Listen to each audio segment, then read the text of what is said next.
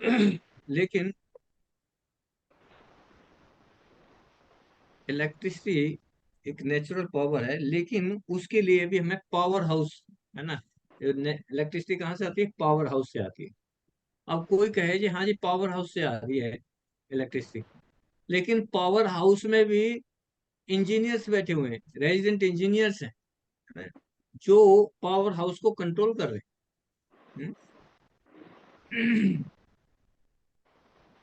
तो similarly everything is provided by the nature. सब कुछ नेचर के द्वारा प्रोवाइड किया जा रहा है, लेकिन जैसे पानी है ना, आप, प्रकाश है, वायु है, ये कौन प्रोवाइड कर रही है?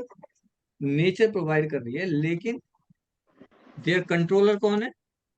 कृष्ण। नेचर प्रोवाइड कर रही है। Nature is like a power house, और उस पावर हाउस में कौन काम कर रहे हैं? इंजीनियर। इंजीनियर्स। तो ये इंजीनियर्स कौन है? ये देवता है, जो काम कर रहे हैं वो देवता है ना। और ये जो देवता है ये कौन है? They are the servants of supreme personality of God. They are the appointed servant. तो क्रोनोलॉजी पता चली, है ना, सीक्वेंस कैसे? भाई सारी चीजें तो नेचर से मिल रही हैं, ठीक है, लोग कहते हैं नेचर से मिल रही है, प्रकृति दे रही है जी। लेकिन इसकी एनालॉजी किस तरह से इसको समझे? कि जैसे इलेक्ट्रिसिटी हमारे घर में आ रही है, तो इलेक्ट्रिसिटी कोई तो प्रोवाइड कर रहा है। कहाँ से आ रही है? पावर हाउस से आ रही है, ठीक है, पावर हाउस से आ रही है। तो आकाश जैसे हमें सूर्य की रोशनी मिल रही है, वायु मिल रही है, जल मिल रहा है, ये कौन दे रहा है? नेचर, प्रकृति दे रही है जी। तो खोल। तो प्रकृति is like a power house, ठीक है, प्रकृति is like a power house. और उस पावर हाउस में जो इलेक्ट्रिसिटी को मेंटेन कर रहे हैं, जो डिस्ट्रीब्यूट कर रहे हैं, है ना, जो इंजीनियर्स काम कर रहे हैं, है ना। अब पावर हाउस में कोई भी इंजीनियर्स ना हो, कुछ कुछ भी ना हो, तो कैसे काम होगा, है ना। तो उस पावर हाउस में जो इंजीनियर्स काम कर रहे हैं वो कौन है? डेमीगॉड्स। वो डेमीगॉड्स, देवता है, ठीक है। अच्छा अच्छा, ये देवता कौन है? देव ये देवता है, they are these are the servants of Krishna, समझे? तो कृष्णा के सर्वेंट्स, अपॉइंटेड सर्वेंट्स। तो कोई ये सोचे कि नहीं सब कुछ प्रकृति दे रही है, सब कुछ प्रकृति से मिल रहा है जी, प्रकृति सब कुछ है जी फिर, है ना, प्रकृति ही सुप्रीम पावर है। तो क्या कहेंगे उन्हें? मूर्ख कहेंगे, इंटेलिजेंट कहेंगे, है ना? रवि अगर हम मूड कहें कि ये, मूड करने है ना, कि बिजली सिर्फ पावर हाउस से आ रही है जी, पावर हाउस, कौन है इंजीनियर? इंजीनियर कौन है जी? मालिक कौन है? पावर हाउस से बिजली आ रही है, बस हम तो इतना ही जानते हैं जी, पावर हाउस है सब कुछ। तो जो लोग कहते हैं कि जी नेचर ही है जी सब कुछ, प्रकृति ही सब कुछ है, तो दिया जाता फुलिश, है ना, ये मूर्खता है। तो one who knows that everything is controlled by a person, जो ये जानता है कि सब कुछ कंट्रोल किसके द्वारा किया जा रहा है? किसी एक पर्सन के द्वारा किया जा रहा है। वो पर्सन कौन है? वो है डेमीगॉड। और जो डेमीगॉड किसके अंडर काम कर रहे हैं? वो है कृष्ण। कृष्ण, सुप्रीम कृष्ण। पर्सन। तो जब ये अब जैसे मान लो हमें बिजली की समस्या हो जाती है, घर में बिजली की प्रॉब्लम आ जाती है, तो पावर हाउस में जाते हैं, किससे बात करते हैं जाके? इंजीनियर। किससे बात करते हैं? बिजली की समस्या होगी घर में, तो पावर हाउस में जाके किससे बात करेंगे? इंजीनियर। लाइमैन हमारे से, अशोक लाइमैन। चावला प्रभु जी से, अशोक चावला प्रभु जी से बात करेंगे। अशोक चावला प्रभु जी बिजली बोर्ड में है, दिल्ली बिजली बोर्ड में। अभी तो पूरी 15 दिन से छुट्टी पे चल रहा हूँ। तो वहां के इंजीनियर से बात करेंगे ना, एसडीओ से जाके मिलेंगे, सब डिविजनल इंजीनियर से मिलेंगे कि जी हमारे घर में ये प्रॉब्लम है। हम्म? तो सब डिविजनल इंजीनियर अगर खुश होगा, वो कन्विंस हो जाएगा, तो आपकी, अब आपकी जो बिजली है वो चालू हो जाएगी, कुछ भी प्रॉब्लम सॉल्व हो जाएगी ना, है ना। तो हमें किससे बात करनी है? इंजीनियर से। इंजीनियर। तो ये डेमीगॉड कौन है? इंजीनियर। इंजीनियर। तो हमें क्या करना है? इनको खुश करना है। अगर हमें कुछ भी जरूरत है तो हमें इन डेमीगॉड को खुश करना पड़ेगा। ये डेमीगॉड्स कैसे खुश होंगे? यज्ञ करके। यज्ञ हम करेंगे। यज्ञ से सिर्फ ये प्रसन्नता होंगे, लेकिन इनका फल किसको मिलेगा? इनका मालिक फल को। किसको मिलेगा? Supreme power. सुप्रीम पावर को, कृष्णा को मिलेगा। ठीक है। तो जैसे अगर आपने अपनी अपना अपना इनकम टैक्स, रेगुलरली आप इनकम टैक्स भर रहे हैं, रेगुलरली अपना इनकम टैक्स भर रहे हैं, तो आपको कोई प्रॉब्लम हो सकती है? No problem from the government, because you are paying the tax, है ना। लेकिन अगर आप इनकम टैक्स कमा रहे हैं और आपको टैक्स नहीं भर रहे हैं, तो क्या करेगा government? Will force, government will force you to pay the tax, है ना। गवर्नमेंट हमें फोर्स करेगी कि अपना इनकम टैक्स पे करो, नहीं करेंगे तो क्या होगा? हम हम्म? चोर हैं। हम चोर, चोर है हैं। ना? हम चोर। तो सिमिलरली हम सूर्य की रोशनी ले रहे हैं, सूर्य की रोशनी ले रहे हैं, बारिश ले रहे हैं, वायु ले रहे हैं, हाँ? धरती माता हमें अनाज दे रही है, सारे ग्रेन्स वेजिटेबल सब कुछ दे रही है, हाँ? और अगर हम उसका रिटर्न ना करें, सिर्फ लेते जाएं और उनका पे ना करें, उनका रिटर्न ना करें, तो क्या होगा? चोर है। भाई मैंने, मान लो मैं आपको आपको प्रकाश भी दिया, है ना, वायु भी दी, सब कुछ दिया, और आप इतना भी ना कहें कि thank you sir, thank you sir, आपकी वजह से मुझे प्रकाश मिल रहा है, थैंक यू सर, आपकी वजह से मुझे वायु मिल रही है। इतना तो ग्रेटिट्यूड बनता है ना। तो हमें प्रकाश मिल रहा है, वायु मिल रही है, जल मिल रहा है, सब कुछ मिल रहा है, उसका पे भी नहीं कर रहे हैं, उसके बदले में हम उनको ग्रेटिट्यूड भी नहीं दे रहे हैं, भगवान को धन्यवाद भी नहीं दे रहे हैं कि भगवान थैंक यू सो मच, आपने इतना कुछ दे रहे हैं और हम आपको कुछ भी नहीं दे पा रहे हैं। तो फिर क्या है? हम हैं, हमारे में वी है। Are not paying the tax. तो टैक्स क्या है? चोरी। भगवान का टैक्स क्या है? टू शो द ग्रेटिट्यूड, है ना। भगवान के प्रति, भगवान का सम्मान करें, भगवान के प्रति हम जो है कृपालु रहें, हम जो है भगवान को धन्यवाद करें, हम्म, कि भगवान आपकी वजह से सब कुछ हो रहा है ना, आप नहीं देते तो बताओ कैसे होता हमारा। इतना तो कह सकते हैं कि भगवान आप ही सब कुछ है। तो अब जो व्यक्ति भगवान को ही नहीं मान रहा है और उल्टा क्या कर रहा है, भगवान नाम की कोई चीज ही नहीं है, भगवान नाम की कोई चीज नहीं है ना, तो we are certainly we are a thief, है ना। तो हमें टैक्स पे करना पड़ेगा, है ना। इतनी सारी चीजें भगवान से ले रहे हैं, भगवान के एजेंटों से ले रहे हैं, तो उसका टैक्स तो पे करना पड़ेगा। और टैक्स क्या है? What is the tax? Hmm कौन है? ये कौन बताएंगे what is the tax? Thank you करना भगवान को। थैंक यू कैसे धन्यवाद। करेंगे? थैंक यू कैसे करेंगे? थैंक यू उषा माता जी। हरे कृष्ण प्रभु जी। हम्म प्रभु जी भगवान का जाप करके, हरिनाम संकीर्तन करके, माला करके और 4 नियमों का पालन करके हाँ, यज्ञ करके, है ना। या कर। ये यज्ञ, यज्ञ इसीलिए बनाया है टू पे द टैक्स, है ना, यज्ञ करके। और इस कलयुग में कौन सा यज्ञ है? हरि नाम, है ना, भगवान के नामों का जप, संकीर्तन यज्ञ। हर युग में भगवान को का टैक्स पे करने के लिए यज्ञ करते थे, अलग अलग तरह से यज्ञ करते थे, अलग अलग प्रोसेस थे भगवान का, भगवान का ग्रेटिट्यूड शो करने के लिए, भगवान का ध्यान करने के लिए, भगवान का ये इस टैक्स को पे करने के लिए अलग अलग प्रोसेस था, है ना। सतयुग में ध्यान योग, त्रेता युग में बड़े बड़े यज्ञ, सेक्रीफाइसेस। द्वापर युग में मंदिरों में बड़ी बड़ी पूजाएं होती थी, और कलयुग में संकीर्तन यज्ञ के द्वारा। तो संकीर्तन यज्ञ करेंगे तो then we are paying the tax, otherwise we are thief. अब जो भगवान का नाम नहीं ले रहे हैं वो चोर हैं, डेफिनेटली चोर है, शास्त्रों में बता रहे हैं। तो हम सभी को क्या करना चाहिए, हमें अपना टैक्स तो पे करना ही पड़ेगा, है ना।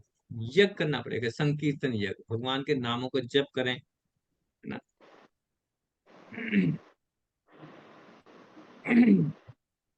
और अगर आप टैक्स पे करेंगे, रेगुलरली टैक्स पे करेंगे, तो फिर आपको कोई प्रॉब्लम हो सकती है, हमें कोई प्रॉब्लम हो सकती है, गवर्नमेंट हमारे लिए कोई ट्रबल क्रिएट करेगी अगर हम रेगुलर पे कर रहे हैं?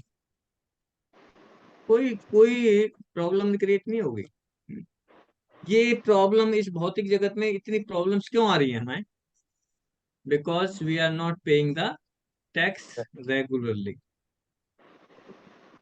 रेगुलरली हम टैक्स पे नहीं कर रहे। एक मिनट माता जी, मैं एक लिंक भेज देता हूँ, कोई ज्वाइन करना चाहता है।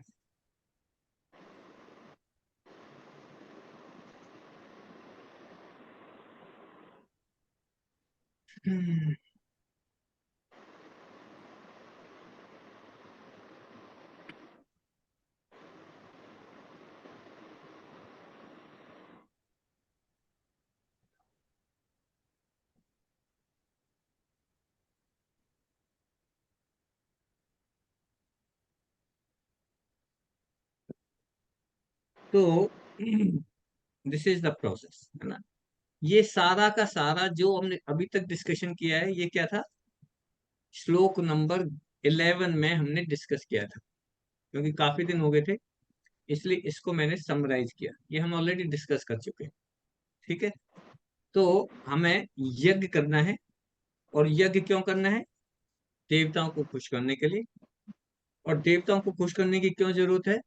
Because we have to pay the tax, we have to pay the return. क्यों? क्योंकि देवताओं से हम बहुत सारी चीजें ले रहे हैं। सूर्य देवता से प्रकाश ले रहे हैं, जल देवता से जल ले रहे हैं, वायु देवता से वायु ले रहे हैं, और बहुत सारी चीजें ले रहे हैं हम। ठीक है। अब आते हैं हम श्लोक नंबर 12 पे। तो पढ़िए, श्लोक नंबर 12 पढ़िए। कौन पढ़ेंगे?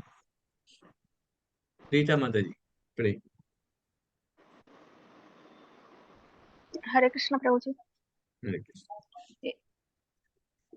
इष्टान भोगानि वो देवा दास्यन्ते यज्ञ भाविता तैर्दत्तान् प्रदायभ्यो यो मुक्तेस्तेन एव सः। जीवन की विभिन्न आवश्यकताओं की प्राप्ति करने वाले विभिन्न देवता यज्ञ संपन्न होने पर प्रसन्न होकर तुम्हारी सारी आवश्यकताओं की पूर्ति करेंगे, किंतु जो इन उपहारों को देवताओं को अर्पित किए बिना भोगता है वह निश्चित रूप से चोर है। तात्पर्य श्रील प्रभुपाद द्वारा। श्रील प्रभुपाद की जय। देवतागण भगवान विष्णु द्वारा भोग सामग्री प्रदान करने के लिए अधिकृत किए गए हैं, अतः नियत यज्ञों द्वारा उन्हें अवश्य संतुष्ट करना चाहिए। वेदों में विभिन्न देवताओं के लिए भिन्न भिन्न प्रकार के यज्ञों की संस्तुति है, किंतु वे सब अंततः भगवान को ही अर्पित किए जाते हैं। किंतु जो यह नहीं समझ सकता कि भगवान क्या है, उनके लिए देव यज्ञ का विधान है। अनुष्ठानकर्ता के भौतिक गुणों के अनुसार वेदों में विभिन्न प्रकार के यज्ञों का विधान है। विभिन्न देवताओं की पूजा भी उसी आधार पर अर्थात गुणों के अनुसार की जाती है। उदाहरणार्थ मांसाहारियों को देवी काली की पूजा करने के लिए कहा जाता है, जो भौतिक प्रकृति की घोर रूपा है, और देवी के समक्ष पशु बलि का आदेश है। किंतु जो सतोगुनी हैं, उनके लिए विष्णु की दिव्य पूजा बताई गई है। अंततः समस्त यज्ञों का ध्येय उत्तरोत्तर दिव्य पद प्राप्त करना है। सामान्य व्यक्तियों के लिए कम से कम 5 यज्ञ आवश्यक हैं। जिन्हें पंच महायज्ञ कहते हैं। किंतु मनुष्य को यह जानना चाहिए कि जीवन की सारी आवश्यकताएं भगवान के देवता प्रतिनिधियों द्वारा ही पूरी की जाती हैं। कोई कुछ बिना नहीं कोई कुछ बना नहीं सकता। उदाहरणार्थ, मानव समाज के भोज्य पदार्थों को लें। इन भोज्य पदार्थों में शाकाहारियों के लिए अन्न, फल, साग, दूध, चीनी आदि हैं, तथा मांसाहारियों के लिए मांसादि, जिनमें से कोई भी पदार्थ मनुष्य नहीं बना सकता। एक और उदाहरण लें। यथा ऊष्मा, प्रकाश, जल, वायु आदि जो जीवन के लिए आवश्यक हैं, इनमें से किसी को बनाया नहीं जा सकता। परमेश्वर के बिना ना तो प्रचुर प्रकाश मिल सकता है, न चांदनी, वर्षा या प्रातःकालीन समीर ही, जिनके बिना मनुष्य जीवित नहीं रह सकता। स्पष्ट है कि हमारा जीवन भगवान द्वारा प्रदत्त वस्तुओं पर आश्रित है। यहाँ तक कि हमें अपने उत्पादन उद्यमों के लिए अनेक कच्चे मालों की आवश्यकता होती है, यथा धातु, गंधक, पारद, मैग्नीज तथा अन्य अनेक आवश्यक वस्तुएं, जिनकी पूर्ति भगवान के प्रतिनिधि इस उद्देश्य से करते हैं कि हम इनका समुचित उपयोग करके आत्म साक्षात्कार के लिए अपने आप को स्वस्थ एवं पुष्ट बनाएं, जिससे जीवन का चरम लक्ष्य अर्थात भौतिक जीवन संघर्ष से मुक्ति प्राप्त हो सके। यज्ञ संपन्न करने से मानव जीवन का यह लक्ष्य प्राप्त हो जाता है। यदि हम जीवन उद्देश्य को भूलकर भगवान के प्रतिनिधियों से अपनी इंद्रिय तृप्ति के लिए वस्तुएं लेते रहेंगे और इस संसार में अधिकाधिक फंसते जाएंगे, जो कि सृष्टि का उद्देश्य नहीं है, तो निश्चय ही हम चोर हैं और इस तरह हम प्रकृति के नियमों द्वारा दंडित होंगे।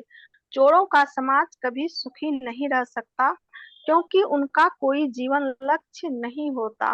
भौतिकवादी चोरों का कभी कोई जीवन लक्ष्य नहीं होता। उन्हें तो केवल इंद्रिय तृप्ति की चिंता रहती है। वे नहीं जानते कि यज्ञ किस तरह किए जाते हैं। किंतु चैतन्य महाप्रभु ने यज्ञ संपन्न करने की सरलतम विधि का प्रवर्तन किया है। यह है संकीर्तन यज्ञ, जो संसार के किसी भी व्यक्ति द्वारा कृष्ण भावनामृत के सिद्धांतों को अंगीकार करता है, संपन्न किया जा सकता है। हरे कृष्णा। हरे कृष्णा। थैंक यू माता जी। तो श्लोक का जो पर्पट है ना, प्रभुपाद जी ने दिया है, बहुत ही इम्पोर्टेंट है। अगर इसको हम समझ लें, बहुत सारे पॉइंट्स हमारे क्लियर हो जाएं इस भगवान प्रभुपाद जी के पर्पट से। तो इसको हम देखें कि पिछला श्लोक जो हमने डिस्कस किया अभी, श्लोक नंबर 11, उसमें भगवान ने क्या कहा कि यदि मनुष्यगण देवताओं को यज्ञों के, है ना, देवताओं को यज्ञों द्वारा प्रसन्न करेंगे, तो देवतागण भी अपने व्यवहार से मनुष्यों को प्रसन्न करेंगे। यही था, यही डिस्कस किया ना, कि अगर हम देवताओं को यज्ञ करके प्रसन्न करेंगे तो देवता क्या करेंगे, रिटर्न में हमें क्या देंगे? हमारे मनोवांछित, हमें प्रसन्न करने के लिए, उनके व्यवहार से, उनसे हमें प्रसन्न करने के लिए, है, वो सारी चीजें मिलेंगी जिसकी हमें जरूरत है। और इस प्रकार आपस का जो आदान प्रदान है देवताओं का और जीवात्माओं का, है ना, ये एक रिलेशन है ना। जैसे हमने डिस्कस किया था एग्जांपल क्या, पावर हाउस और बिजली का। अब हमारे अंदर अगर हमारा रिलेशन जो है पावर हाउस के जो इंजीनियर से हमारा रिलेशन ठीक रहेगा, तो हमारे घर में लाइटिंग की कोई समस्या नहीं रहेगी, है ना? इसी तरह से जो हमारा और देवताओं के बीच में जो परस्पर संबंध है, जो परस्पर आदान प्रदान है, अगर वो सही रहेगा, तो इससे क्या होगा, परम कल्याण की प्राप्ति होगी। हम सभी जो है थोड़ा सा ठीक रहेंगे। अब प्रश्न यहाँ पे ये उठता है कि भाई देवताओं को ऐसा कौन सा व्यवहार है जिसके द्वारा वे मनुष्यों को प्रसन्न करेंगे, है ना? किस चीज से देवता हम जीवात्माओं को प्रसन्न कर सकते हैं, है ना?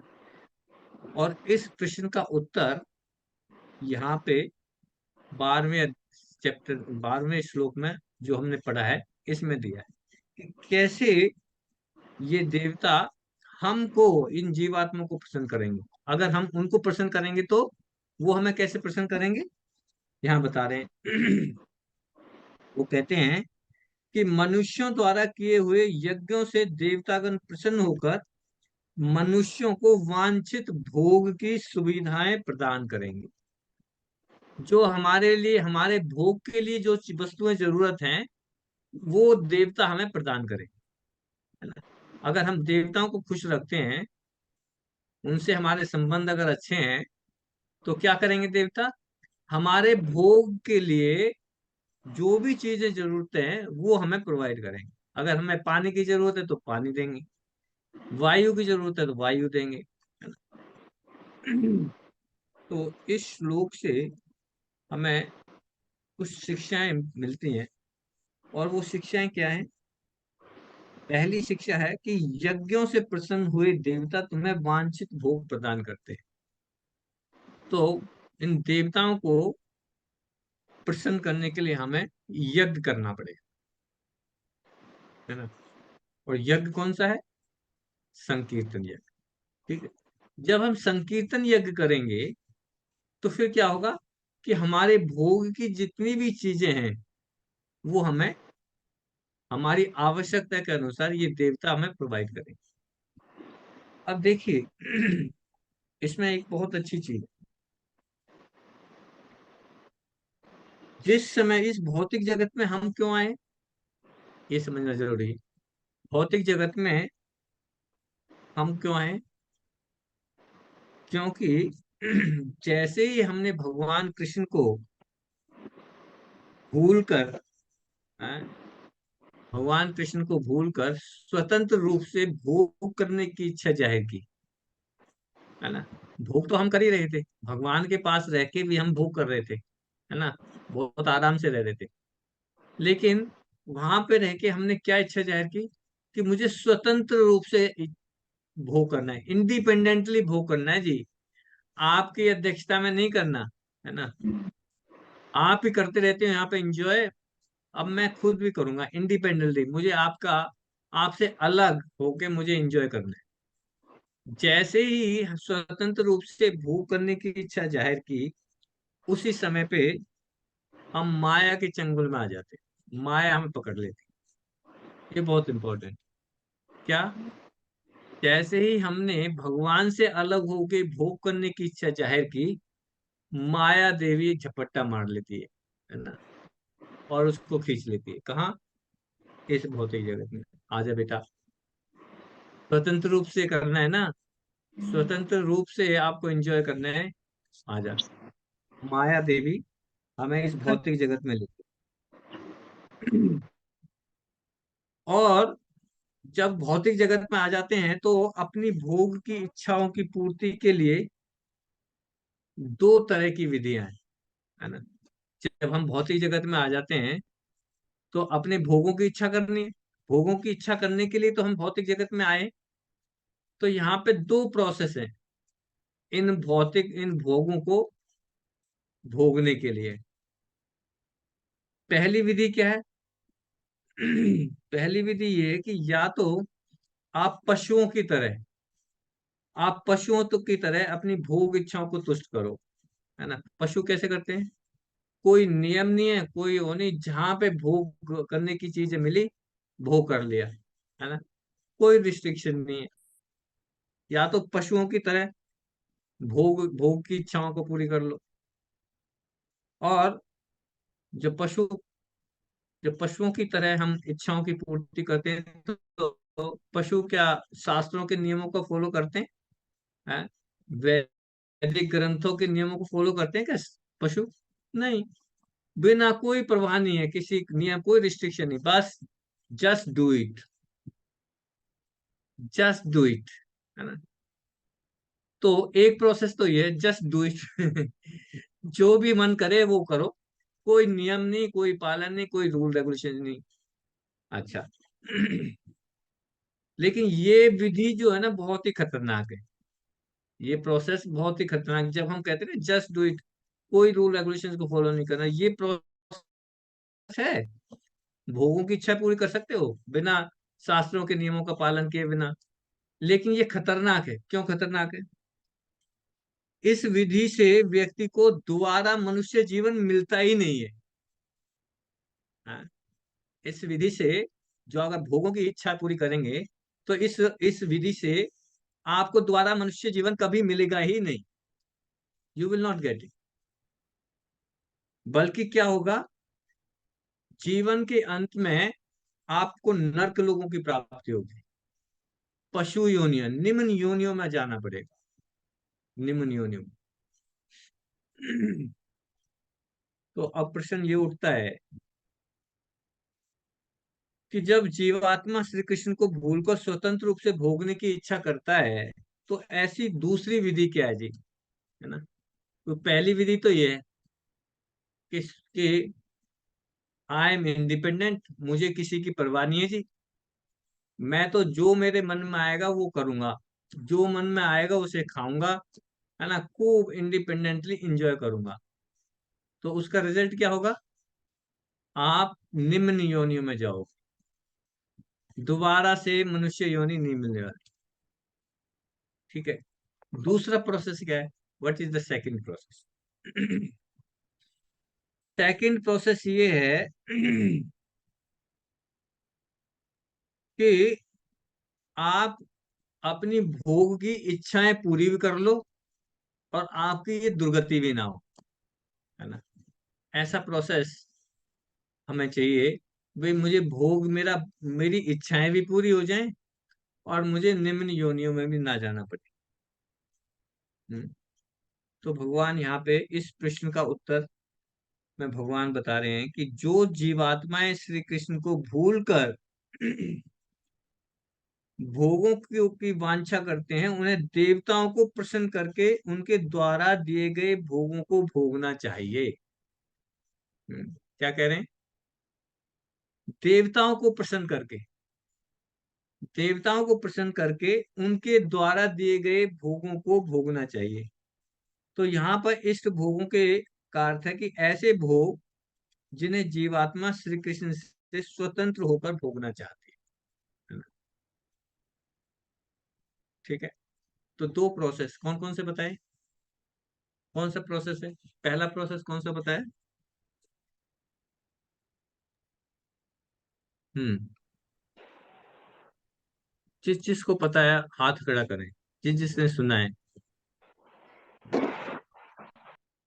हम्म, पुष्पेंद्र को जी बता, कौन से दो प्रोसेस बताए? हरे कृष्णा प्रभु जी। यस। प्रभु जी, एक तो प्रोसेस ये बताया कि भौतिक जगत में हम पशुओं की भांति बिना किसी रेस्ट्रिक्शन के रहें, जो मर्जी हो वो करें, जो मर्जी हो वो खाएं। एक तो हाँ, ये प्रोसेस बताया, लेकिन इस वेरी प्रोसेस गुड। में हम जो है निम्न योनि में जो है प्रवेश करेंगे। और दूसरा जो प्रोसेस है हम्म। उसमें हम देवताओं को प्रसन्न करके और अपना अपनी भोगों की इच्छाओं को भी भोग पूरी कर लें पूरी और कर हमारी सका, दुर्गति से भी बच जाएं, बस है। दुर्गति से बच जाएं। Very good. हरे तो कृष्णा प्रभु। हमें कौन सा प्रोसेस फॉलो करना चाहिए, फर्स्ट या सेकंड? प्रभु जी सेकंड वाला। सेकंड वाला। अच्छा, अब सेकंड वाले प्रोसेस में हमें देवताओं को खुश करना है ना? देवताओं को कैसे खुश करेंगे? प्रभु जी यज्ञ करके। यज्ञ करके। Very good. ठीक है। कौन सा यज्ञ करना है? हरि नाम संकीर्तन। संकीर्तन यज्ञ। ठीक है। तो हमें संकीर्तन यज्ञ करना है। अब संकीर्तन यज्ञ से हम देवताओं को तो प्रसन्न कर रहे हैं, लेकिन it's very important to know कि देवताओं को प्रसन्न कर रहे हैं, इसका मतलब ये नहीं कि देवता सर्वो सर्वा है। देवता सर्वो सर्वा नहीं है। उनको प्रसन्न करके हमारी सहूलतें, हमें जो है हमारी सुविधाएं जो मिल रही हैं हमें, जैसे बिजली बोर्ड के इंजीनियर से बात करके उनको खुश करके हमारे घर में लाइटिंग की समस्या नहीं होगी, ऐसे ही जो हम भोगों की इच्छा कर रहे हैं, भोगों को भोगने के लिए इन देवताओं से हमारा परस्पर संबंध बना रहे हैं, तो जब यज्ञ करते हैं तो ये खुश होते हैं। लेकिन यज्ञ करने से अल्टीमेट बेनिफिशियरी कौन है? प्रभु जी यज्ञ, अप्रत्यक्ष रूप से हम भगवान को ही प्रसन्न कर रहे हैं, भगवान कृष्ण को हाँ, अप्रत्यक्ष। अप्रत्यक्ष रूप से, इनडायरेक्टली, है ना, भगवान को प्रसन्न कर रहे हैं। अब कोई पूछ सकता है कि भगवान खुद कहते हैं कि मेरे पास आ जाओ, है ना, डायरेक्टली। तो ये एक तरह से जो देवताओं के ये यज्ञ का जो प्रोसेस बताया बनाया है ना, ये क्यों बनाया भगवान ने?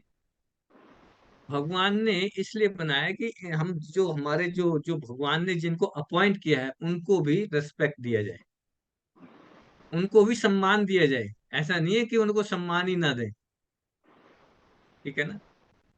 तो जितने भी देवी देवता हैं, हमें उन सभी का सम्मान करना है, रेस्पेक्ट करना है। They are not ordinary person, है ना। जैसे हमारे कंट्री में मिनिस्टर्स हैं, मिनिस्टर कोई ऑर्डिनरी नहीं है ना, सभी तो मिनिस्टर नहीं है ना, मिनिस्टर के पास भी तो पावर है ना।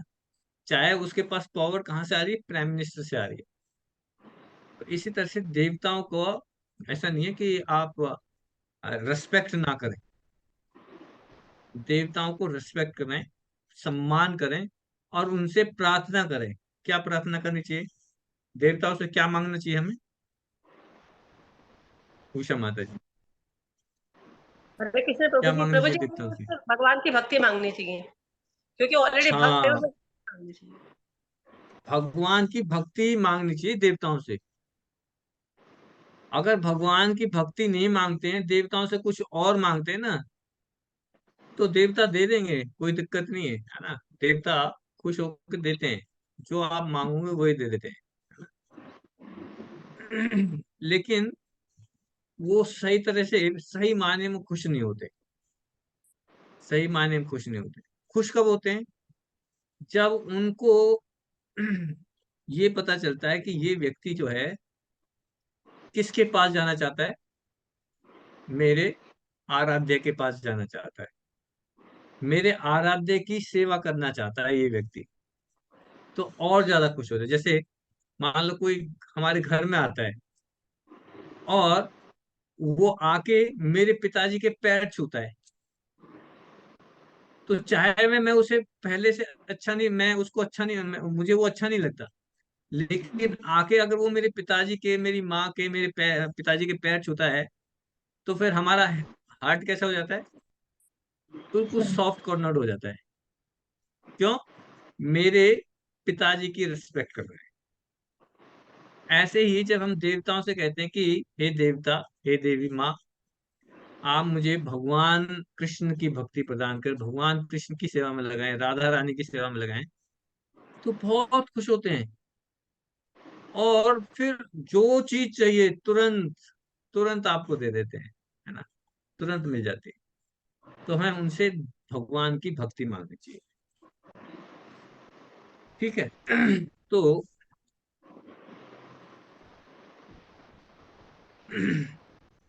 टू सेटिस्फाई द डेमिगॉड्स, हमें क्या करना पड़ेगा? यज्ञ करना पड़ेगा, sacrifice. It is recommended in the Vedas, है ना। हमारे वैदिक स्क्रिप्चर्स में ये रिकमेंडेशन दी गई है कि इन देवताओं को अगर कुछ करना है तो हमें what we have to do, यज्ञ करना पड़ेगा। क्योंकि जैसे हमने डिस्कस किया कि अगर सूर्य हमें रोशनी दे रहा है, हीट दे रहा है ना, और उसको हम कुछ पे नहीं कर रहे हैं, है ना, तो क्या होगा? हम we are the criminal, criminal category में आ जाएंगे, कुछ पे नहीं कर रहे हैं, है ना। तो उनको सेटिस्फाई करने के लिए हमें सेक्रीफाइस करना है, यज्ञ करना है। ये हमारी ड्यूटी है, हर एक व्यक्ति की ड्यूटी है ना। क्योंकि if you receive so many things and you don't even acknowledge, है ना, कोई व्यक्ति हमें इतनी सारी चीजें दे रहा है और हम उसको एक्नॉलेज ही नहीं कर रहे हैं, एक्नॉलेज ही नहीं कर रहे हैं, तो that is not good.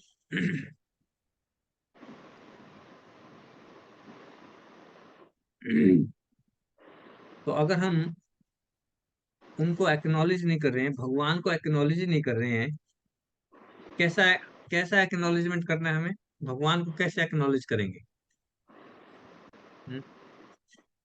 How we can acknowledge the Krishna? कौन बताएंगे? भगवान इतनी सारी चीजें दे रहे हैं तो उनको एक्नॉलेजमेंट, उनका ग्रेटिट्यूड कैसे फील करेंगे? हम्म?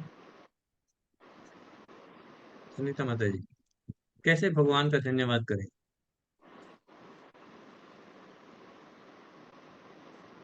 प्रभु जी, जब चैटिंग करते हैं भगवान के लिए, सुबह हमें जल्दी उठना चाहिए, भगवान को नमस्कार करना चाहिए, उनकी सेवा करनी। हाँ, भगवान से कहें कि भगवान यू आर वेरी ग्रेट, है ना? भगवान आप तो महान है, इतना तो कह सकते हैं ना। अगर हम किसी से कुछ चीज लेते हैं तो thank you so much sir, आपने बहुत कुछ दिया, इतनी हेल्प की हमारी, इतना तो बनता है ना। तो भगवान से कहेंगे कि भगवान you are great, you are so kind, आप तो बहुत दयालु हैं। हम्म? हमारे अंदर इतने फॉल्ट्स हैं, इतनी कमियां हैं, उसके बावजूद भी आप हमारा इतना ध्यान रख रहे हैं, थैंक यू सो मच। ये ग्रेटिट्यूड तो है, भगवान को हमें एक्नॉलेज करना है।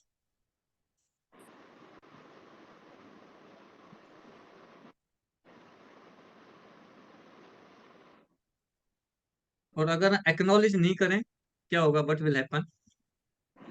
अगर हम देवता को एक्नॉलेज ना करें, हम भगवान को एक्नॉलेज नहीं करें, देन व्हाट विल हैपन? क्या होगा? आती माता जी, क्या होगा? प्रभु जी, अगर हम देवी देवता या भगवान को थैंक्स ग्रेटिट्यूड नहीं करते तो हम कहीं ना कहीं हम चोर है, क्योंकि हम जो हाँ, भी हम पा चोर का। रहे हैं। हम्म, चोर, चोर के साथ क्या किया जाता है? पनिशेबल, प्रभु जी, हम we are punishable for that. Punishable, we will suffer, है ना? हमें सफर करना पड़ेगा अगर हम उनको एक्नॉलेज नहीं करेंगे तो। But we have to be, we have to suffer, हमें हमें हम सफर करेंगे। ये जितनी भी माइजरीस, इतनी जितने दुख आ रहे हैं हमें, क्यों आ रहे हैं? Because we are not paying our tax.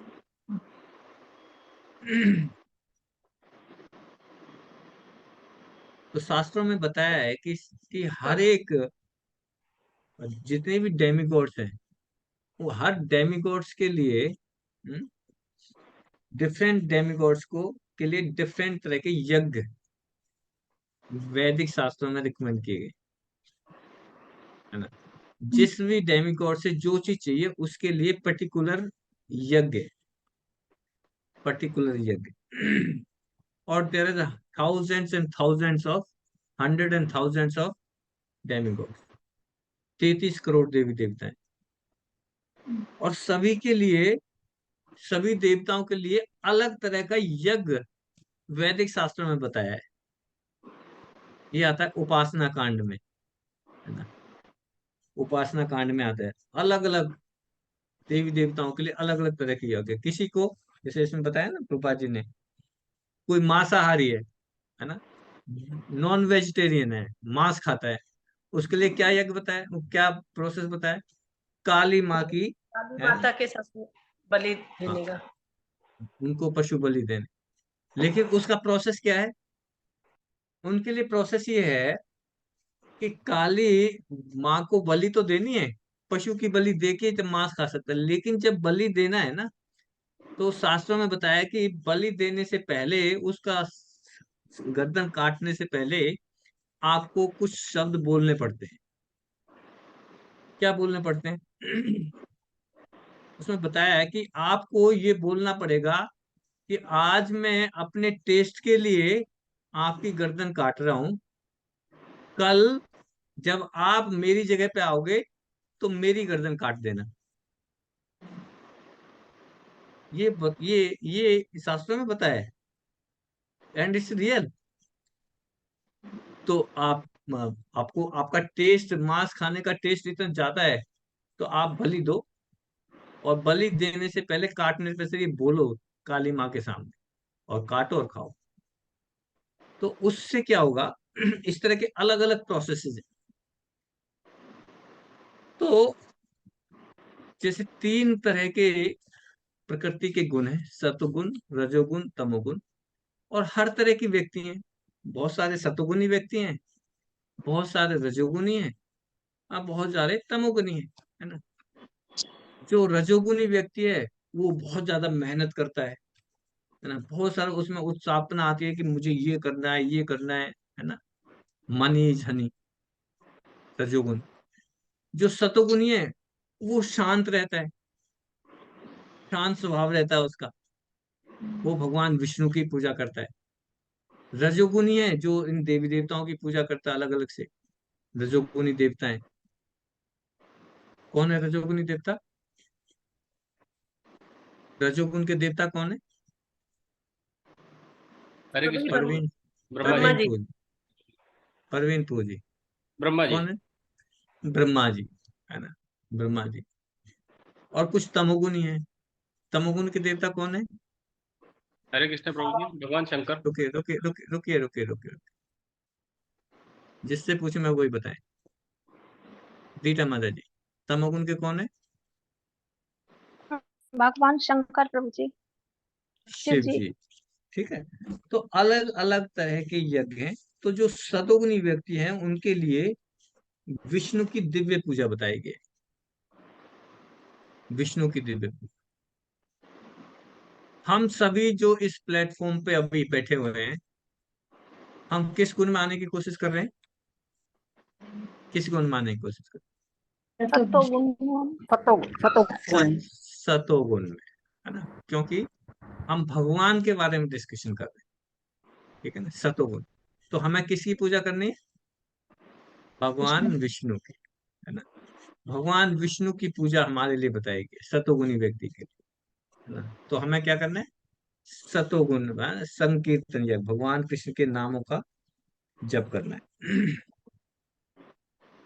तो यज्ञ और sacrifice is indicated to pay the different taxes to the different demigods. ये यज्ञ, अलग अलग तरह के यज्ञ अलग अलग देवताओं को टैक्स पे करने के लिए, इसका वैदिक शास्त्रों में वर्णन है। पर अब बहुत इंपॉर्टेंट पॉइंट आने वाला है। ये तो देवताओं के लिए है, देवताओं के, हर देवता के लिए अलग अलग है। बट जो कृष्ण है, supreme Lord is above them all. जो कृष्ण है इन सारे देवताओं से ऊपर है, इज अबव देम ऑल।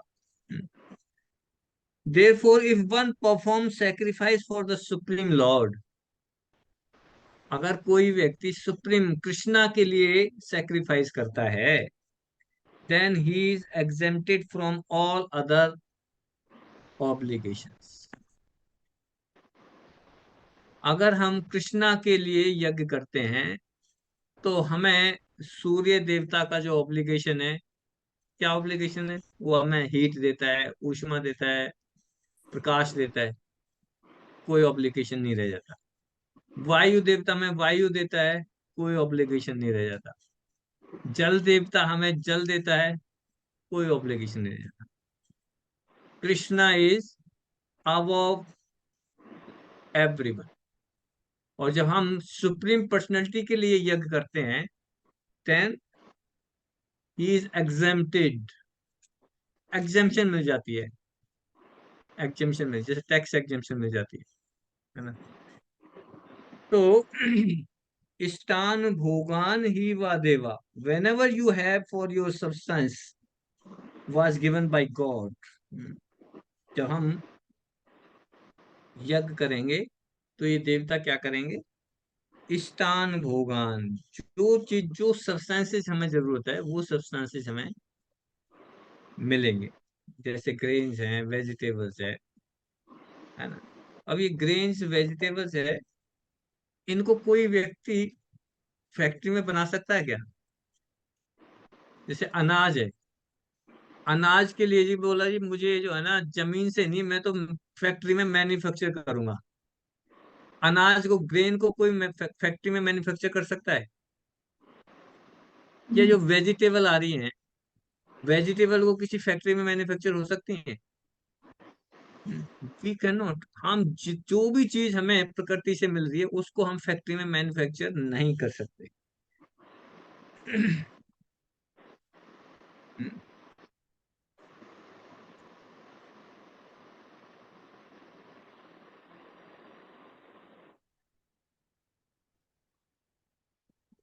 यदि हम जीवन उद्देश्य को भूलकर भगवान के प्रतिनिधियों से अपनी इंद्रिय तृप्ति के लिए वस्तुएं लेते रहेंगे और इस संसार में अधिकाधिक फंसते जाएंगे। अगर इन देवताओं से अपनी भोग की चीजें लेते जाएंगे तो क्या होगा, हम इस संसार में ही फंसते चले जाएंगे, जो कि सृष्टि के उद्देश्य नहीं है, जो कि इस सृष्टि का उद्देश्य नहीं है, इसमें यहाँ पे आने का उद्देश्य नहीं है। तो निश्चय ही हम चोर है। गोपा जी कह रहे हैं निश्चय ही हम चोर हैं, अगर हम उनसे कोई चीज ले रहे हैं और उसका रिटर्न नहीं कर रहे। तो इस तरह हम प्रकृति के नियमों के द्वारा दंडित हो। जब चोर होता है तो फिर चोरों को क्या किया जाता है, दंड दिया जाता है, पनिशमेंट दी जाती है। तो फिर पनिशमेंट दी जा रही है। और चोरों का समाज कभी भी खुश नहीं रह सकता, never happy. Thieves are never happy. चोर चाहे कितनी बड़ी चोरी कर ले, छोटे से छोटा चोर और बड़े से बड़ा डकैत, वो कभी भी खुश नहीं रह सकता। चोरों का समाज कभी खुश नहीं रह सकता, क्योंकि उनका कोई जीवन लक्ष्य ही नहीं है, उनका जीवन लक्ष्य ही नहीं है कोई। भौतिकतावादी चोरों का कभी कोई जीवन लक्ष्य नहीं होता, उन्हें तो केवल इंद्रिय तृप्ति की चिंता रहती है। उन्हें चिंता किस चीज की है, बस मुझे इंद्रिय तृप्ति कैसे कैसे मैं इनको भोग लूं, कैसे मैं इंद्रिय तृप्ति करूं। उन्हें उन्हें यही नहीं पता होता कि यज्ञ यज्ञ किस तरह के किए जाते हैं, किस तरह से यज्ञ किए जाए जी। दे डोंट नो, इग्नोरेंस में। लेकिन भगवान चैतन्य महाप्रभु ने यज्ञ संपन्न करने की बहुत ही सरलतम विधि बता दी है ना। आपको किसी पंडितों को बुलाने की जरूरत नहीं है, हवन सामग्री लाने की जरूरत नहीं है, बहुत सिंपल सा प्रोसेस बता दिया।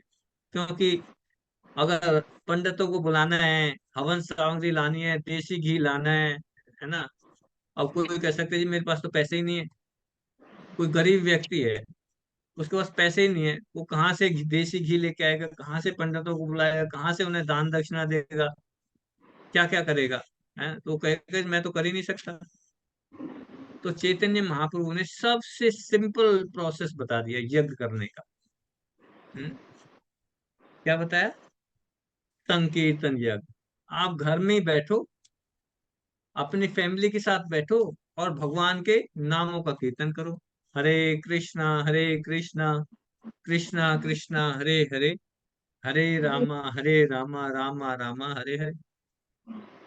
एक भी पैसा खर्च नहीं हो आपका, ना दान दक्षिणा देनी पड़े, है ना, ना कुछ आपको एफर्ट करना पड़े, घर में बैठ के है ना भगवान के नामों का कीर्तन यज्ञ। कितना सिंपल है ना। इस यज्ञ से करने से सारे देवताएं खुश हो जाते हैं, सब देवी देवता, एक नहीं। उपासना कांड में तो हर देवता के लिए अलग प्रोसेस बताया है। सूर्य देवता को खुश करना तो ये प्रोसेस है, वायु देवता को खुश करना तो ये प्रोसेस है ना। आपको धन चाहिए, इस देवता की पूजा करो। आपको सुंदर पत्नी चाहिए, इस देवता की पूजा करो। आपको पुत्र चाहिए, इस देवता की पूजा करो। अलग अलग देवताओं की पूजा करनी है। लेकिन इस संकीर्तन यज्ञ से क्या होगा, 33 करोड़ देवी देवता खुश हो जाते हैं जी। 33 करोड़ देवी। तो हमें अलग अलग प्रोसेस में जाने की जरूरत नहीं है। चैतन्य महाप्रभु ने बताया कि आप सिर्फ संकीर्तन यज्ञ करो, भगवान के नामों को जप करो तो आप सुप्रीम पर्सनैलिटी को प्रसन्न कर दो। और जब सुप्रीम पर्सनैलिटी कृष्णा प्रसन्न हो जाएंगे तो हमें दूसरे देवता, भगवत गीता में यही तो बताते हैं भगवान, कि जो देवी देवताओं के पास जाते हैं, जो देवी देवताओं तक रह जाते हैं, वो क्या है, अल्प बुद्धि के व्यक्ति हैं। उनकी बुद्धि बहुत बहुत लो लेवल की है। क्यों, बस देवताओं तक ही रह गए वो, है ना। लेकिन जो बुद्धिमान व्यक्ति है वो क्या है, वो मेरे पास आता है, डायरेक्ट मेरे पास आता है, क्योंकि उसे पता है कि अगर मैं जड़ में पानी डालूंगा तो सब जगह एनर्जी पहुंच जाएगी। पेट में अगर खाना डालूंगा तो सारे बॉडी के अलग अलग पार्ट्सों में हमें एनर्जी आ जाएगी, ठीक है ना। तो कौन सा ये करना है, संकीर्तन, भगवान के नामों, इसलिए बहुत इंपॉर्टेंट है हरे कृष्ण मंत्र, है ना। हम चैंटिंग करते हैं, ये भी यज्ञ है। भगवत गीता पढ़ते हैं, ये भी यज्ञ है। भगवत गीता का लेक्चर सुनते हैं, ये भी यज्ञ है। भागवतम पढ़ते हैं, यज्ञ। दिस इज ऑल संकीर्तन यज्ञ, ठीक है। टाइम भी हो गया, यहीं पे फिनिश करते हैं। गुरु जी, यस यशवंत प्रभु जी, यस। गुरु जी आज वाला जो पर्पट थोड़ा सेल्फ कॉन्ट्रडिक्टरी